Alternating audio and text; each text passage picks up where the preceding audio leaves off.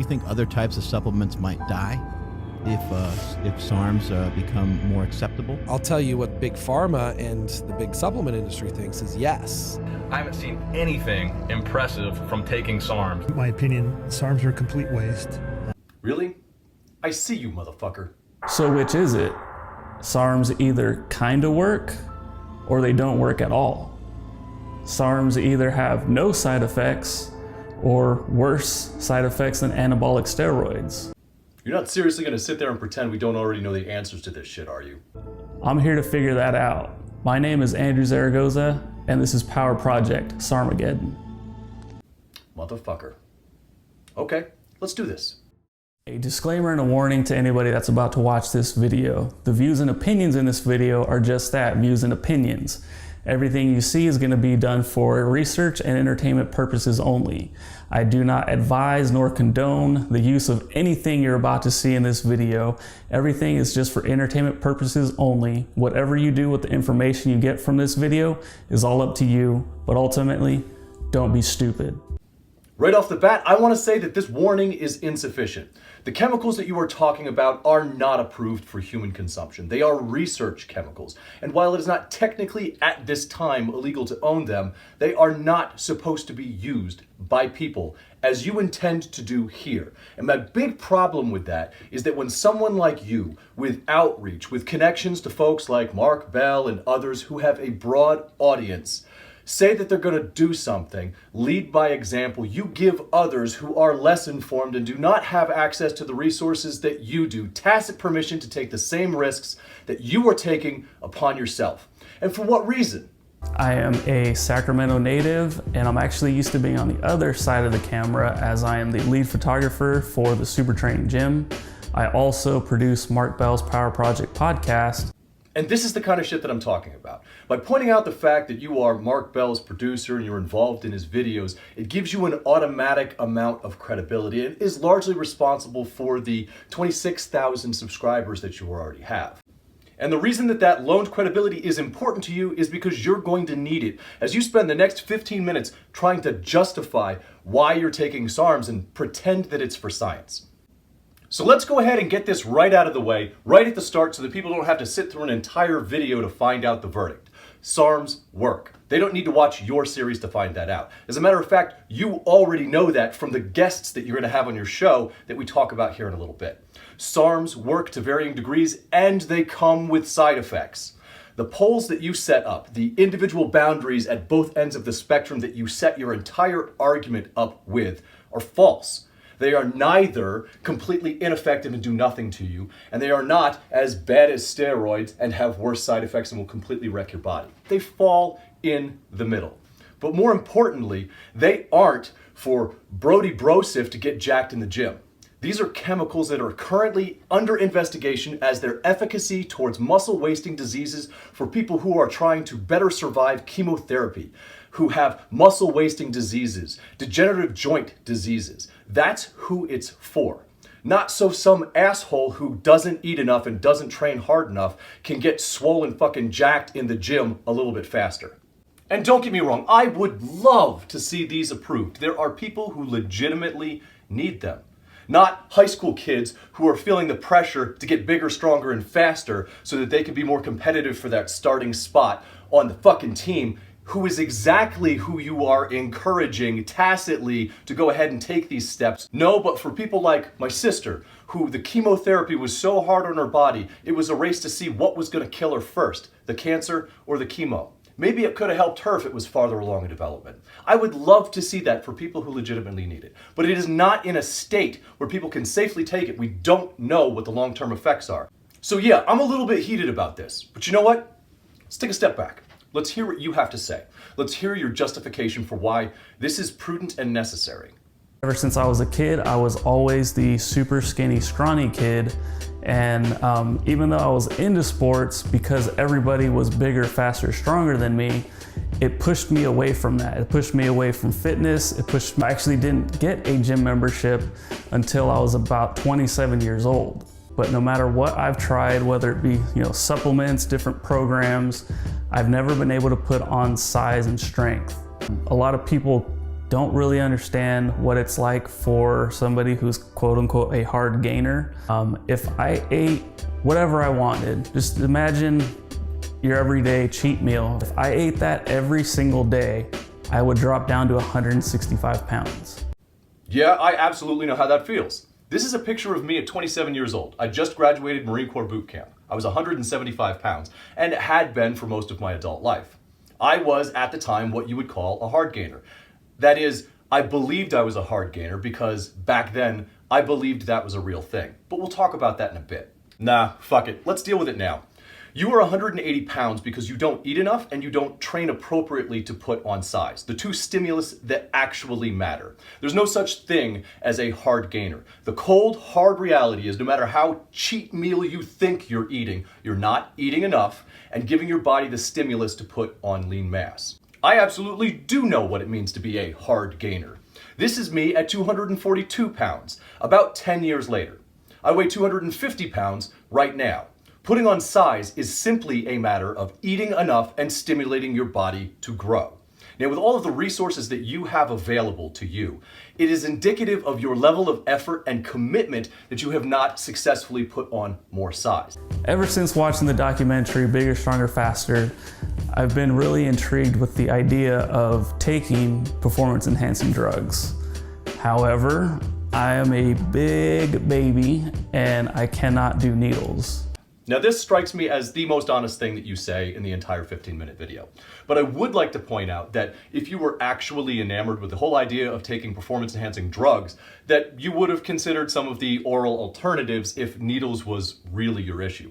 But I suspect that you are cognizant of the significant side effects that come with taking those chemicals, and they are not advisable, and people should not use them. And I think that you know that. And I think that you see SARMs as a safer alternative. Which really leads me to question the entire basis that you've set forth for this video series. It's not about science, is it? So then comes the rise of SARMs. And I'll tell you guys right now, I am no expert in anything that this series is gonna cover. That's why I am bringing other people in to school you guys on everything that's happening. Now this right here is how I know you've already got the answers to the questions that your series is supposedly going to address. You're working with Tony Huge from Enhanced Athlete. Now, for those of you who don't know, his company sells a variety of fitness products. He sells creams for fat loss, he sells supplements, but he also used to sell SARMs, and he's a big proponent of them.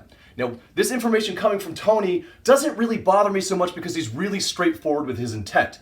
That is an individual who believes that our next step of advancement or evolution is through chemical enhancement. He's very open about it and he believes it. While I disagree with him on a significant number of points, that is his position and he is open and honest about it. He's not hiding his intentions behind some guise of doing a little bit of scientific research and answering questions that have already been answered, which is what I think you are doing with your video series.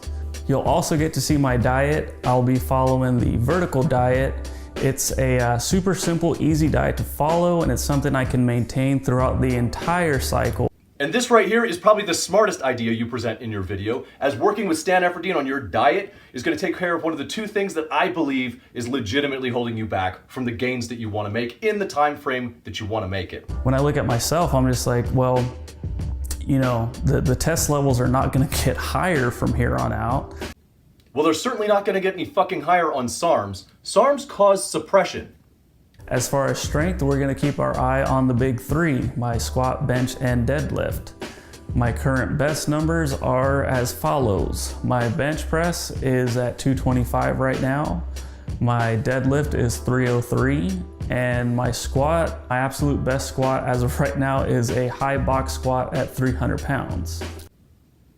Look, man, fitness goals are often competing, and if we're lucky, they have some level of overlap. Fortunately for you, gaining size and strength have a little bit of overlap. An aesthetic improvement along with strength gains is absolutely possible.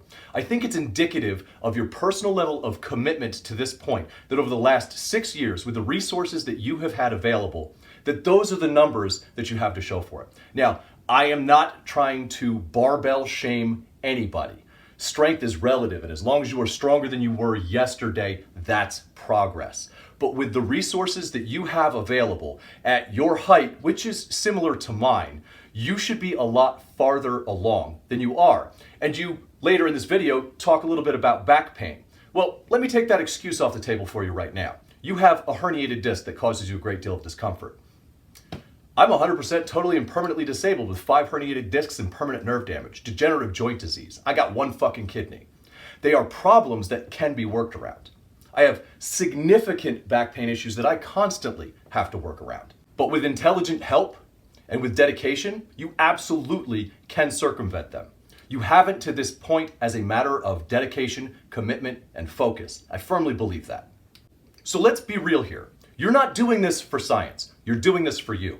You're not doing it to answer burning questions that need to be answered. The answers are already out there. And for those of you who are curious and don't want to wait through his entire SARMageddon series to find out whether or not it works for this one dude, go look it up.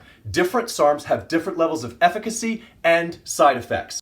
SARMs covers a broad spectrum of research chemicals, everything from MK2866 to LGD4033 and so many more. And they all come with varying levels of efficacy and side effects. Some of those side effects like losing your hair, high blood pressure, suppression of your testosterone production, back acne. Do those sound familiar? They're the same ones that come with using steroids. They do exist. These are research chemicals that are not fully researched and not approved for human consumption. And that bunk ass warning at the beginning of his videos is not sufficient for my taste. So if he's not going to do the right thing, I will.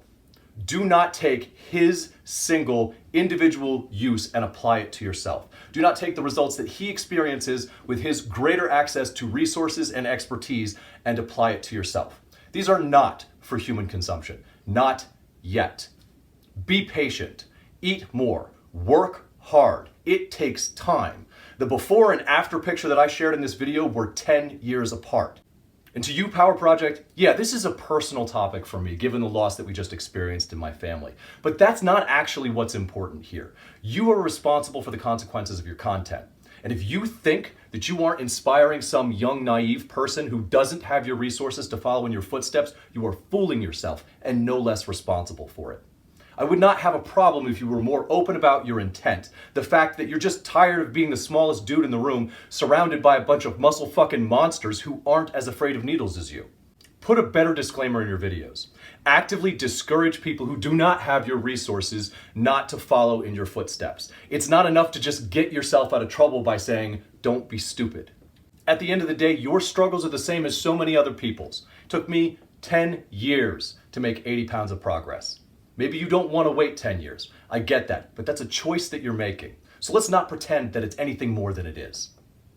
And while I disagree vehemently with the course that you have set out on, I do wish you luck, I wish you the best, and I hope nothing bad happens to you out of all of this. And I understand, at the end of the day, this project is about you. Not every fitness personality, identity, guru, community is actually about the longevity and quality of life of the people that they are making content for. Maybe you're just trying to grow your brand. Well, I think you're going to be successful in that. But if that's why you're doing this, I also think you should be ashamed of yourself. Disappointed! All right, motivators, you asked for it. There it is, our thoughts on SARMageddon, your bullshit of the week. We might be revisiting this series. We're going to keep an eye on it and see how it goes. See if they change course. I hope they do. And until I see you guys in the next video, as always, take care of yourselves. It's rated X. That means you're extra, extra, extra.